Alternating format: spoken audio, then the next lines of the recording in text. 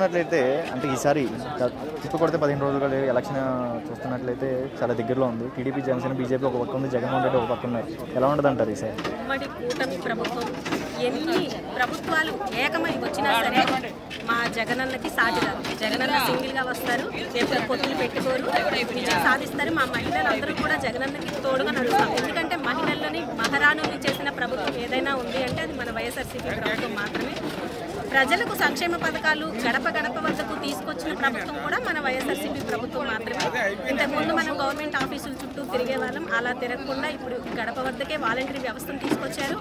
అంతేకాకుండా మన జగనన్న వచ్చిన తర్వాత ఆరోగ్యశ్రీ కార్డు కూడా దాని పరిమితిని పెంచారు. ఎన్నో రకాల రోగాలకు సంబంధించింది కూడా 20 లక్షల ఆరోగ్యశ్రీ కార్డులు అయితే ఏర్పాటు చేయడం జరిగింది. ఆరోగ్య సురక్ష గవర్నమెంట్ స్కూల్లో ఈ రోజు సీట్లు దొరకట్లేదు పిల్లలకి. నిజం చెప్పాలంటే ఇది చాలా గర్వించదగ్గ విషయం. అది జనం చూస్తున్నారు కదా, ఎవరు చేశారు అంటే ఇదివరకు ఇట్లాగా చిన్నపిల్లలు కాదు, సోషల్ మీడియా ఉంది. ఏ రోజు ఏం జరుగుతుంది అనేది ప్రతినిత్యం సోషల్ మీడియాలో జనం చూస్తూనే ఉన్నారు. అబద్ధపు ప్రచారాలు ఎన్ని చేసినా ఏ గవర్నమెంట్ని ఎవరు నమ్మే పరిస్థితుల్లో లేరు. చిన్న పిల్లలతో సహా కూడా తెలుస్తుంది, అమ్మ జగన్మామ ఇది చేశాడు అంటే ఆ ప్రభుత్వం ఏం చేసిందనేది ఇంతవరకు ఎవరికి తెలియదు. కానీ ఇప్పుడున్న ప్రభుత్వం ప్రజలకి తెలిసే విధంగా చేస్తుంది. చిన్న పిల్లలతో కూడా వాళ్ళు నాడు నేడు ట్యాబ్లు ఇచ్చారు, అందులో ఒక కొన్ని ఐటమ్స్ మాత్రమే ఇచ్చారు. వాళ్ళు పిల్లలకి సంబంధించిన పవన్ కళ్యాణ్ అన్నారు కదా యూట్యూబ్లో చూసుకోవచ్చు కదా ట్యాబ్లు ఎందుకు, అది కాకుండా ఈయన కొంత లిమిట్ ఎడ్యుకేషన్స్కి సంబంధించిన మాత్రమే పిల్లలకి ఇవ్వాలి. ఫోన్లు యూట్యూబ్లు అంటే అది ఇంకా మనం చెప్పకూడదు, అలాంటివన్నీ ఉంటాయి. సో మా జగనన్నకి మేమందరం దగ్గరుండి అడుగులు వేస్తాం, ఆయనతో పాటు గెలిపించుకుంటాం.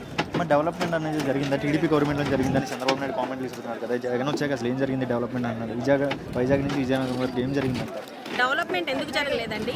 అక్కడి నుంచి రాజధాని తీసుకొచ్చి ఇక్కడ పెట్టారు, ఏ డెవలప్మెంట్ చేయలేదు. అన్ని తాత్కాలికం అన్నారే కానీ పర్మనెంట్ అనేది ఎప్పుడూ చేయలేదు. జగనన్న వచ్చిన తర్వాత విశాఖపట్నం రాజధాని అన్నారు.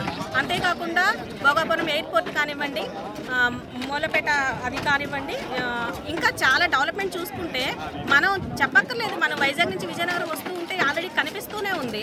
అది వాళ్ళు చెప్పినంత మాత్రాన అది అయిపోదు. గొంకలంలో ఇంటి స్థలాలు మొన్న లోకేష్ గారు వచ్చారు, ఇవ్వలేదు, ఏమీ డెవలప్మెంట్ అవ్వలేదు అంటే వెళ్ళి చూస్తే తెలుస్తుంది. ఎవరో వచ్చి చెప్పితే చెప్పుడు మాటలు వింటే అలానే ఉంటుంది.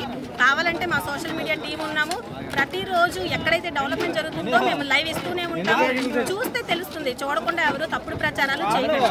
అదే పవన్ కళ్యాణ్ ఈరోజు పాతాళంలో పంపిస్తే ఇంటికి పంపిస్తాను అని అంటున్నాడు కదా, పవన్ కళ్యాణ్ జగన్ పాతాళంలో పంపిస్తాను అంటున్నారు కదా.